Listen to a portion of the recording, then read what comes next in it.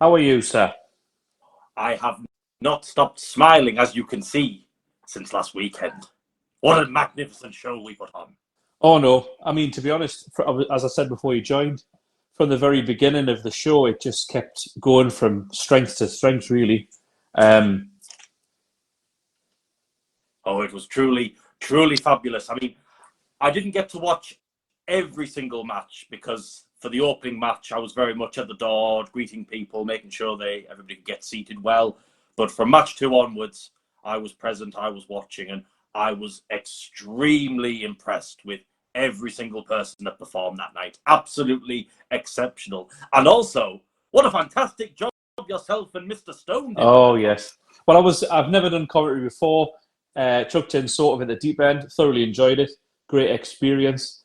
I've got to say though, you wouldn't have caught much of the pre-show unless you've looked back at any of the footage. But that pre-show match was absolutely astounding. El Electro, Sebastian Cloud, and Snow. Brilliant, brilliant match to get us started. I've heard nothing but good things about those three young chaps, and big credit to Top Rope Academy for not only training them but also allowing for them to use Breakout Pro Wrestling as another platform to showcase what they do best. And my goodness, did they deliver! Absolutely fantastic, and I cannot wait to watch the full match back. I have seen the highlights. I've seen a few bits and pieces here and there, but I mean, I could hear from the lobby out the front. I could hear just how loud the crowd was. I mean, the crowd roared from that very moment they kicked off. It was absolutely sensational. No, it was. It was really, really good, and I think it got things going in a good place. I mean, we started bang on time. That match, seemed like went on forever, but the action that was going on was phenomenal. And then obviously the show officially started with our first match, which was Slugger Hampton with a mystery partner in the Modern Day Mafia. Um, Obviously, Uncle Ralph was at ringside. Whenever he's around, there's always going to be bother. And then Slugger announces that Grayson Riley was back at his side for one final hurrah. I certainly did not expect that to happen. I never thought that certainly around now anyway. I certainly didn't think that we would see Working Class Militia reunite anytime soon. And what a fantastic! I just wish I had witnessed that live, that moment, that very moment where Grayson Riley stepped side by side with Slugger while they went to the ring and faced off with Modern Day Mafia, who they have such a big history with. I mean, was that the kind of the final curtain on that little rivalry that they've had over the last couple of years? Who knows? I'm not sure. I mean, to be honest with you, Matt, the key thing here is it doesn't matter where you are, where you see these two teams. When they clash, it's like the Titans clashing. And if we've got to wait 5 more years, and the work clashers to the side, they're going to go it again, and the Monday Mafia are present, I'm sure it will be just as much as a banger then as it would have been now. But what a way to break out our first sort of match. And it was not for the faint-hearted. There was some good display of kicks going on. I know Dave Douglas and Grayson Riley coming from that combat sport background. There was a lot of intense moments within that match. But overall, that match was brought to sort of a turn on its head, when the Lawless appear. What's your thoughts on these guys? Well, I certainly didn't expect. I mean, obviously, the Lawless were scheduled to appear at some point in the show. They had a fantastic match with the first class of professional wrestling, who we'll get onto a little later on. But what were they thinking, taking out the Modern Day Mafia at the end of the match like that? I don't know if that was their way of trying to get our attention, trying to make a statement there. I mean, we did hear from Tim Strange during while leading up to the show that they had a particular tag team that they were looking at. It wasn't just the first class of professional wrestling. So was that the message they were trying to get across? Did they have their intention set on the Modern Day Mafia from the very beginning? I mean, who knows? But ultimately, it was probably a good way for the Lawless to show how dominant they can be, and what other way to do that than by going for two of the biggest tag teams that I've ever witnessed in action. What other way to make a statement than that? You can't deny that they made that statement. Absolutely did. Well, it's certainly two lads that I would not want to be caught in the middle of. Otherwise, I'd be the Mad Creator Matt Maxwell. Well, the one thing's for sure: when Tim Strange and Asylum move, the world moves with them because these guys are colossal and they've got so much power behind them. Oh. I mean, that sort of run-in brought us very quickly to the next match as AJ Grimm obviously came out for the save, and he wasn't messed around. He just said, "Listen, get my opponent out here," and then the incredible Jack Johnson joined us. And I've got to say, Jack Johnson is in impeccable condition. He's probably in the peak of his career right now. And when you look at them both side by side, you would always pick AJ Grimm as the underdog. But Jesus Christ, I mean, he took it to him. Absolutely took it to him. Oh, it was absolutely, again, another incredible match. And like you say, he wasted absolutely no time. He was straight out there to support his boys. And then as soon as the Lawless had gone, the Modern Day Mafia had made their way backstage to, I presume, to receive some kind of treatment after that beating that they took.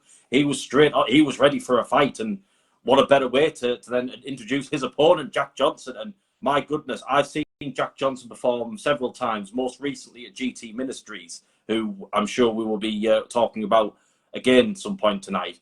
And he's been very, very impressive. He was definitely somebody I wanted to get on board at Breakout.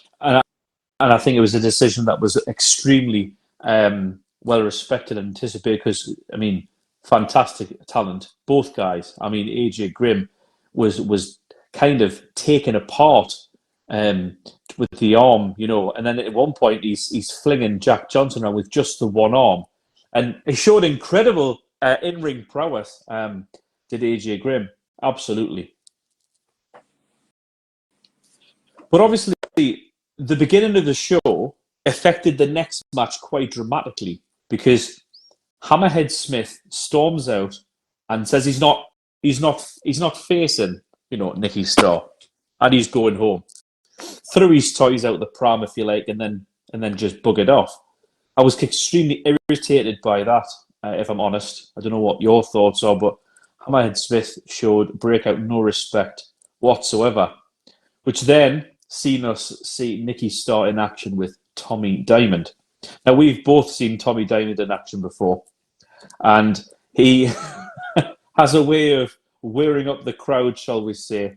And Nicky Starr, first time I've ever seen Nicky Starr wrestle, and I've got to say, his Thomas the Tank Engine entrance will stay with me forever. That was probably one of my favourite moments of the whole evening. Was that entrance? I'm a huge Thomas Tank Engine fan. I'm a huge Model Train fan, just in general. But just to hear the music and see that attire really brought joy to what was already a spectacular evening. But just to address the Hammerhead situation, I mean, we opened the main show. We had the pre-show. Adam Blackburn, fantastic at what he does, opened up the show only to be rudely interrupted by Hammerhead Smith. Now, I have to admit, I did tinker with the match card a little bit. Sue me. But I thought I made an incredible triple threat match, and Disciple couldn't hack it, which I was very disappointed by. And then Hammerhead Smith announces he's taking his ball and he's going home. Well, I just find that extremely disappointing. That's not the kind of person that I thought would ever be a Breakout champion. But, I mean, he did prove me wrong. But, luckily, Tommy Diamond did step up. He did. Diamond, who was originally scheduled to appear in the pre-show, he stepped up and they both put on a fantastic match, both of them together. But Nicky Starr really got that crowd, really got them behind him. For me, I think he probably, I think I'd be very bold to say that was probably match of the evening for me. Well, I mean, some would, I would disagree personally, because I mean, I couldn't pick one particular match, but I have to say, if I was, I mean, I'll talk about pick of the event later. But I mean, Tommy Diamond is a sort of a general in terms of. I mean, I think he underestimated Nicky Starr because he must have seen the Thomas the Tank Engine theme and thought, I'm going to have fun here. And at the beginning, he actually did have. He took Nicky Starr to the limit, but it wasn't to be, was it? He probably saw him as just the little tank engine that couldn't, and thought, I'm going to send him chuffing home. Oh, he thought he was going to derail him, but it didn't happen. Like that. So then we move on to, we had an interval at that point. Hot dogs were consumed, as was a Coca-Cola. I don't know what you had. It was a true sausage fest. Let's move on. Yes, not in front of the kids. Let's move on. So, obviously, the winner from the pre-show, Snow, faced Sean Only. Now, me and Sean have kind of started on a rocky path, shall we say. I don't like his attitude. I think he's got no respect. He's rude. He's obnoxious. Need I go on? I don't think I do. Snow, being a trainee, I thought maybe it was a bit unfair, but he won the match fair and square, so he got his opportunity. And Sean Only made very short work of him.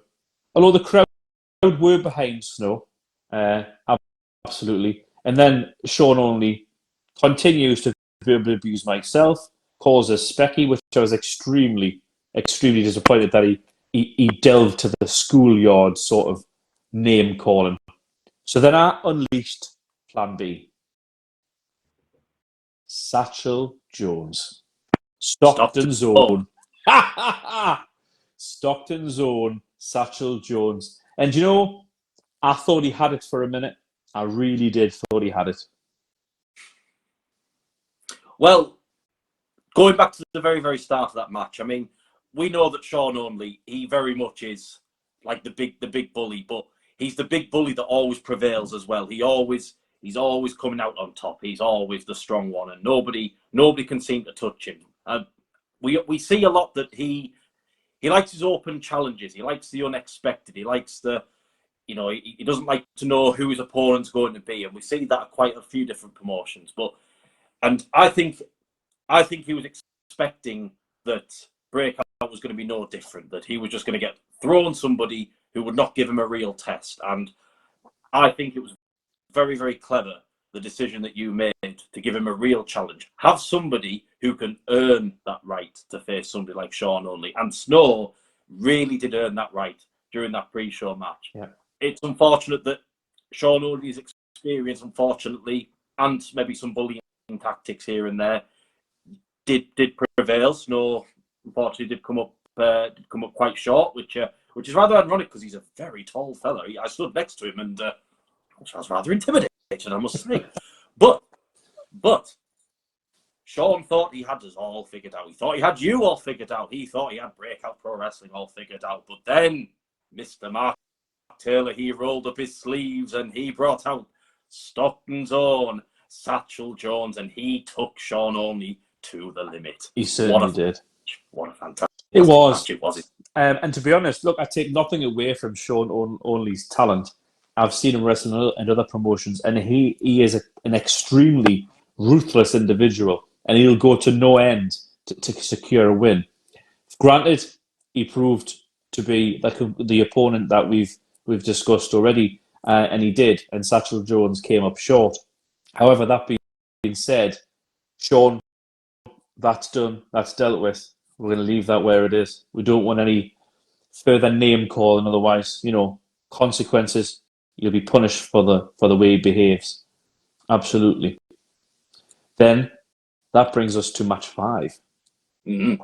Indeed. Now, this match was on a huge scale. The modern day mafia versus the working class militia was one level of colossal. This match, the first class versus the lawless. I mean, I've never seen the lawless as a tag team in action, but I have witnessed the first class. And I know that when the first class roll up the sleeves, they're going to take it. They're going to take you to town. They're going to take you to school. And this match was just utter chaos. The referee had no control. It was literally like he had his hands full, did the referee. Well, all four members are extremely large, powerful men, and I have to be completely honest. When I watched the match, I watched the entrance certainly, and I did wonder, did Champagne Charlie hit a bit too much of the old champagne before the match, maybe, because he certainly looked very riled and very ready, but also I can't quite put my finger on it, but it was almost watching like drunks at a bar. Sometimes it was just complete chaotic brawl, and as you say, the referee. But I can't blame the referee. How could you possibly take control of those four huge animals? I have never seen anybody go as red so quickly as Champagne Charlie did when he was being chopped between Asylum and Tim Strange repeatedly. I've never seen that. And he was getting flung around like there's no tomorrow. His torso matched his trousers by halfway through the match. He did. He was like all raspberry red, wasn't he? I mean, this match I was so excited, this match, when it unfolded. At the end, obviously, the modern day mafia returned the intervention, shall we say, and I got a bit too involved with the action, and they wanted each other, they really did. And under the excitement, I may have gave a decision that was best for business. But as we've discussed since then, we do need to think about this and whether it is the right way to go to put them in the ring together. So we'll park that, if that's all right with you, Matt. Absolutely. Like you said, it's very clear that those two teams want each other. I mean, the Lawless seem to have their sights on the Modern Day Mafia before the show even started. And obviously, Modern Day Mafia being the brutal tag team that they are, they want their revenge and they want the Lawless. So it makes perfect sense to put them in the ring together. But then we have to think strategically, business-wise, is that feasible? Can we do that? I agree. Let's park it for now. We'll read that a little bit later on. Definitely. No, I'm happy with that. Absolutely happy with that. Then it brought us to our main event. And I was really looking forward to Martin Kirby and Sheik El Sham. That didn't happen. And that Hammerhead Smith hijacked the show from start to finish, in my opinion. And I remember John saying, you've rewarded them by making that match and making it for what it was for. Because we had no intentions of putting a belt on the line that night. None at all. And all I can say is, sometimes you've got to do what's best for business. And at that moment in time, that is what was best for business. However, I had my money on Kirby. I thought Martin Kirby was going to take Hammerhead to school, teach him a bit of damn respect, and withdraw that gold from under his nose. Well, Martin Kirby, I mean, he's one of the biggest names in the UK right now. He's a legend in UK wrestling. And I think for Hammerhead to step up and run his mouth the way he did, I was expecting the same thing. I was very much expecting that maybe this is the right decision. It's not rewarding him per se. It's maybe teaching him a lesson. Unfortunately, it has to be said, Hammerhead Smith, I think, proved a lot of people wrong. And now he's walking around with the Breakout Pro Wrestling Championship. Deservedly? Well, you can't deny Hammerhead's talent, which is why when he did make the shocking return to the venue to make that sort of, I'm still here and this is the type of competition I want to be up against. I've seen Hammerhead Smith wrestle in many places. I've seen his YouTube channel. I've seen what he's capable of. I've also seen Martin Kirby's long reigning sort of career. So it was only fitting at the time that I made that call to make that sure that show, that first show, actually broke through the sound barrier. And I mean, I'll be honest, what a fantastic match to sit ringside for.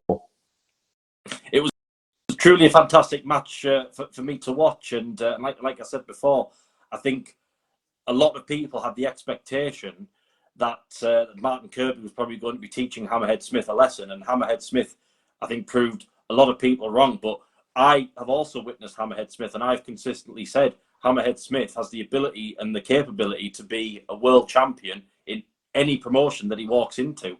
But was it the right way to go about it? Is there a right way to go about getting the world champion? As long as you get the championship belt, doesn't really matter how you get there.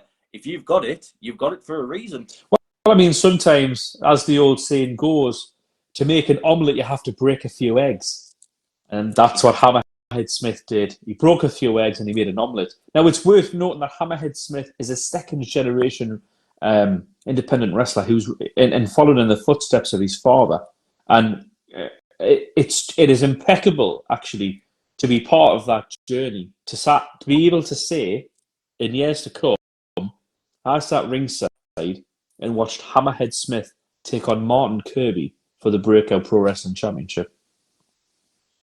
It's going to be something that definitely goes down in the history books. It's going down in our history books. He's the first ever Breakout Pro Wrestling champion. As I say, it may not have been the most honourable way of getting to that match, but he earned the belt in that match. I mean, he fought his way. There was a little mishap, maybe, that some might say he maybe cheated. I don't know, but he got himself the championship. He's rightfully the Breakout Pro Wrestling champion, and it's I have no doubt that he will move whoever gets in his way. He will shift them out the way and take on any challenges. So I mean, he did cheat. He did cheat. But like Eddie Guerrero once said, cheat to win. However, that doesn't make it right. Was it honourable to do that against somebody as high status as Martin Kirby? Who knows? Who am I to say? But well, I guess that begs the question: what do we do now? How do we solve this? How do we maybe try and put this right? How does maybe Hammerhead prove anybody who says he's a cheater? How does he prove them wrong? Well, it would probably be worth thinking about the fact that it was never scheduled to happen in the first place. Mm-hmm. It was never meant to be for the belt. However, that happened, and as it transpired, he's now the champion. So why don't we test that ability and test the fact that he's our reigning champion? I like And why don't we make show 2 round 2? Ooh. You see where I'm going? Now, yes. So, what you are proposing is Martin Kirby versus Hammerhead Smith for the Breakout Pro Wrestling Championship, Part 2. Part 2. Sure. Absolutely. I like that. And we'll be able to make sure this time that it's done correctly, and it's a scheduled match. It's going to happen. We know it's going to happen. Nobody's going to be sidestepped. Nobody's going to be sort of, hoodwinked. There we go. Let's make it now. Let's make that official. I am just going to address just a couple of comments that I have just seen. Good, because I can't see comments on my side. That's not a problem. It's not a problem. Let's have a look. We've had quite a lot of comments, so I will just say good evening to everybody. To everybody who is watching. Mr. Cobra using the sunglasses emoji. Love it. Evening from the Cult of Killjoy. Cult of Killjoy. Nikki stole the show. Somebody else agrees with me. Oh, Hammerhead Smith, he is watching. He's watching live. I can't see any of these comments, I'll be honest. It's okay. I can, and I could read. Could. Mark Taylor, you witnessed exactly what I'm capable of. After the match, I gave Martin a first-class ticket to the Highlander. Good evening, gentlemen. Good evening, Rob, sir. Hope you are well. Evening all. Good evening. offer a suggestion? Somebody has a suggestion. How about appointing a guest enforcer to make sure there is no funny business for the main event next time? That could be a possibility. It might be something we have to explore. It would have to be the correct person. It would have to be somebody driven and focused. Now, that's not to take anything away from any of our referees, because our referees were absolutely fantastic all evening. But they were. It's sometimes difficult to have one set of eyes on absolutely everything. So that could be a possibility, but I think that's maybe something that we need to discuss and maybe think about a little bit later on. Yeah, agreed. But good suggestion. Very good. So that's on the run up to that. That's obviously show 2. So that's one bit of business taken care of. Another bit of business is to mention Gareth Angel. Yes. We have the founder and fellow creator of GT Ministries coming to Breakout Pro Wrestling. And I am very, very excited our good friend Mr. Angel will be in action. Yes. But who with? That's our decision. Well, it's about finding the right type of opponent. And having seen, Gareth in action, it might take a bit of time to find that person. So I think that's something we'll have to have a discussion about off the air. Absolutely. I mean, we have plenty of time to plan this. Yes. We have plenty of time to research these things and look into these things. So all in good time, I'm sure we will find the right opponent, or the right opponent may step up and find us. Well, there you go. If you think that you're in the same, league as Gareth Angel, get in touch. You just never know. No. So that could be potentially the third match that we have. Well, we may have the Lawless and Modern Day Mafia, but we haven't quite 100% confirmed on that one yet. But we do have Hammerhead Smith and Martin Kirby fully confirmed. So that is one match, the main event of show 2, that we have 100% confirmed for the show. So now we will probably have, I would think, another 5 more matches to schedule and there's and announce. Plenty of opportunity for people to be involved. I can imagine the door. I don't know if you checked the email inbox is flooded. Interesting. The inbox was getting very, very busy before show 1, but now we've had show 1 and everybody's seen what we have brought to the table. More and more people are getting in touch, and it's getting very, very difficult to keep on top of everything, because I would like to think that everybody we had at show 1 would reappear for us again.